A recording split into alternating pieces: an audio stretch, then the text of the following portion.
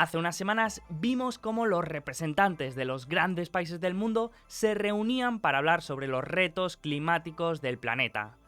El gran objetivo que hay sobre la mesa es el de reducir a la mitad las emisiones de CO2 para el año 2030 y reducirlas a cero para el 2050. Y para llegar a ese objetivo se han propuesto una serie de medidas que incluyen el incentivo de energías renovables y el desincentivo de energías más contaminantes.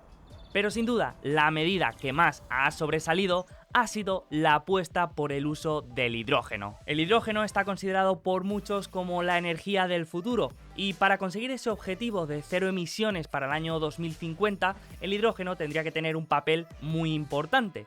Por eso, muchos analistas afirman que la industria del hidrógeno podría multiplicar por 4 en las próximas décadas. Y es que es realmente difícil no ilusionarse con el hidrógeno. Si te digo que es un elemento que permite producir energía 100% limpia, con cero emisiones de carbono y que se puede almacenar y transportar sin problema, seguramente pienses que acabamos de encontrar la solución al problema climático. Pero esto obviamente no puede ser tan bonito, y como casi siempre existen una serie de ventajas, desventajas y puntos que tenemos que tener en cuenta a la hora de valorar esta fuente de energía.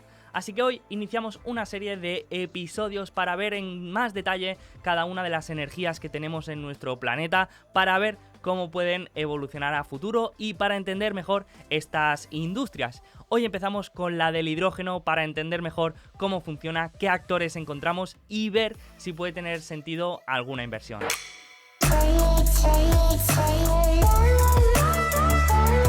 Antes de empezar, recuerda, como siempre, que si no quieres perderte nada de las empresas que sigues y que llevas en cartera, lo tienes más fácil que nunca, porque con la app Quarter lo podrás hacer como si escucharas un podcast. Y es que en la app encontrarás las presentaciones y las llamadas trimestrales con los accionistas de cualquier empresa en los más de 15 mercados disponibles a día de hoy.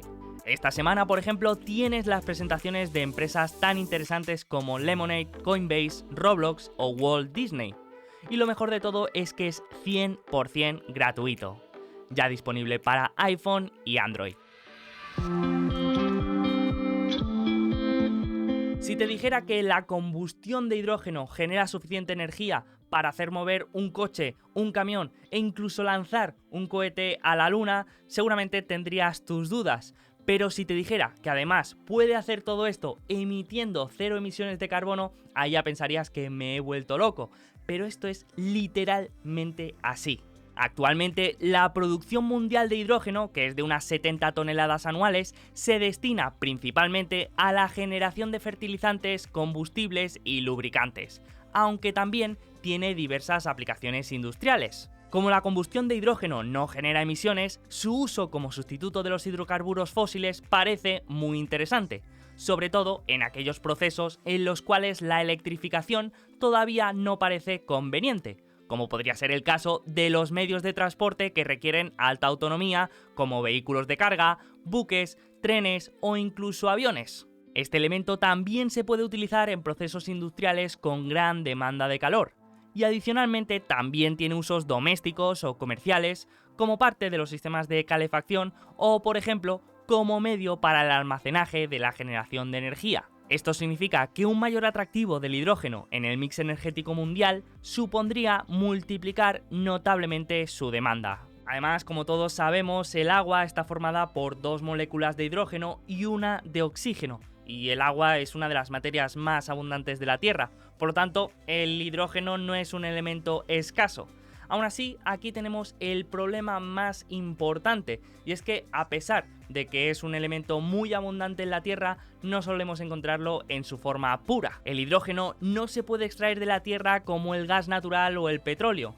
Eso significa que para obtener hidrógeno puro necesitamos aplicar un proceso químico para separarlo de las demás moléculas con las que lo encontramos. En el agua, por ejemplo, este proceso se llama electrólisis, pero el hidrógeno también se puede extraer de otros hidrocarburos. Pero tanto con el agua como con otros hidrocarburos, este proceso químico de separación de las moléculas del hidrógeno tiene un coste energético muy alto, un coste energético que a día de hoy es en gran medida procedente de energías contaminantes, por lo que, como nos podemos imaginar, no tiene ningún tipo de sentido utilizar una energía contaminante para producir una energía limpia. La clave aquí es que también se pueden utilizar energías renovables y no contaminantes para la producción de este hidrógeno, por lo que el problema no es el hidrógeno en sí, sino el cómo se produce. Por esa razón, se ha establecido un código de colores que se usa para identificar el tipo de energía con la que se ha producido ese hidrógeno. Existe el hidrógeno gris, que como nos podemos imaginar por el color, no es especialmente el más limpio. Y es que el hidrógeno gris se consigue quemando carbón con un proceso llamado gasificación del carbón.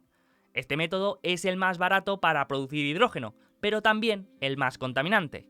Después tendríamos el hidrógeno azul, en el que se utiliza gas natural para su producción a través de lo que llamamos el reformado de metano con vapor, una metodología que permite producir hidrógeno a escala a un coste asumible, pero que aun siendo menos contaminante que el carbón, sigue sin tener sentido tanto desde el punto de vista ecológico como económico.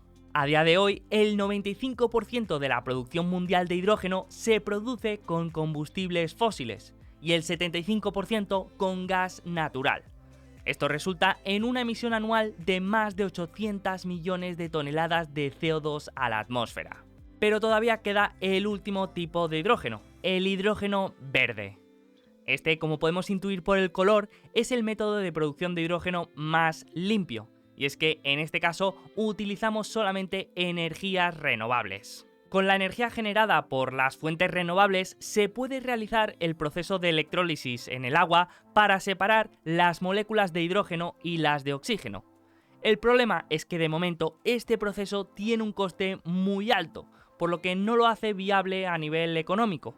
La clave es que con la evolución tecnológica este coste del hidrógeno verde podría ir siendo más competitivo con el tiempo. Esto gana sentido cuando Joe Biden, el presidente de los Estados Unidos, ha anunciado un plan de infraestructura de 2,3 billones de dólares dedicados al sector de la energía para conseguir un sector energético con cero emisiones de CO2 para 2035. El plan de Biden incluye un crédito fiscal para el sector privado y financiación para empresas de servicios públicos que se dediquen a la investigación y desarrollo de tecnologías como el almacenamiento avanzado de energía, la captura y almacenamiento de carbono, la energía nuclear avanzada y, por supuesto, el hidrógeno verde. Con la llegada del plan de inversión de Joe Biden, junto con otras iniciativas políticas que hay en marcha en otras partes del mundo, el coste del hidrógeno verde podría reducirse significativamente, y eso podría hacerlo mucho más atractivo. Ahora, la pregunta es, ¿qué actores encontramos en esta industria?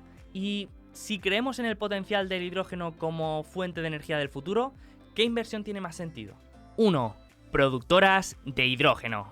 El primer actor que nos puede venir a la cabeza son las productoras de hidrógeno, empresas que se dediquen a realizar ese proceso químico que hemos visto de separación de moléculas para producir hidrógeno y comercializarlo. Tres de las mayores empresas que podemos encontrar aquí son Air Products, Air Liquide y Linde. El único inconveniente es que la mayor parte de su producción actual de hidrógeno procede de fuentes contaminantes, aunque sí que es verdad que en todas ellas se está intentando hacer una transición hacia métodos de producción más limpios. Otra empresa más adelantada en este aspecto es New Fortress Energy, que ha lanzado recientemente una línea de producción de hidrógeno verde a sectores industriales y de transporte, aunque en este caso su negocio principal todavía es el del gas natural. Pero sin duda mi preferida es Fortescue Metals Group, una compañía australiana de exploración y desarrollo de hierro que recientemente ha anunciado una inversión en Argentina de 8.400 millones de dólares para producir hidrógeno verde en Río Negro. Río Negro es una provincia al norte de la Patagonia con unos altos recursos naturales como fuertes vientos y muy buenos niveles de radiación solar. La compañía ha tenido un crecimiento del 70% durante el último año. Y además también tiene unos números muy atractivos con unos márgenes operativos del 70% y a una valoración también muy atractiva.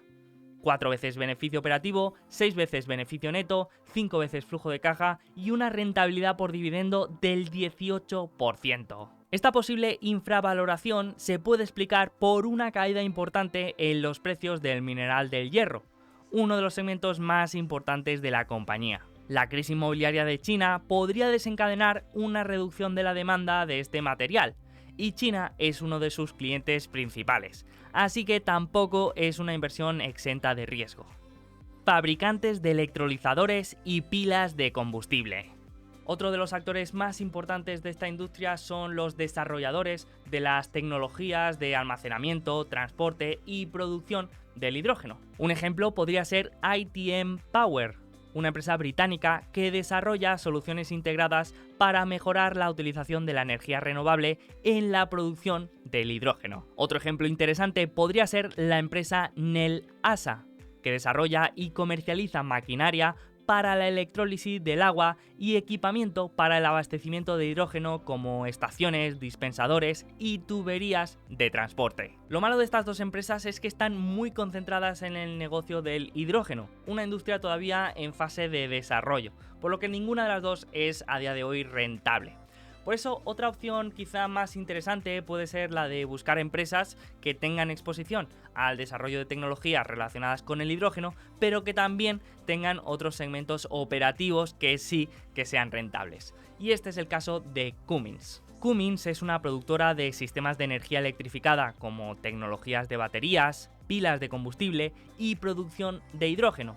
Pero lo interesante es que esto es solamente una parte de su negocio, y actualmente tiene una línea de productos que van desde motores, generadores y sistemas de producción de energía y componentes de maquinaria pesada. 3. Empresas de tuberías. Si realmente con el tiempo la demanda de hidrógeno aumenta y con ello disminuye la de otros combustibles fósiles, muchas empresas de gaseoducto y de oleoductos se verían obligadas a reconvertir su infraestructura para adaptarla al transporte del hidrógeno. A día de hoy no existe ninguna empresa pública especializada en tuberías de hidrógeno, pero es posible que haya que estar alerta con empresas como Enbridge, Kinder Morgan, TC Energy o Williams Companies por si realizan algún movimiento orientado al transporte de este material. 4. ETFs de hidrógeno. Pero si no te convence ninguno de estos nombres y quieres tener exposición a la evolución del hidrógeno sin tener que analizar ninguna empresa, tienes la alternativa de un ETF.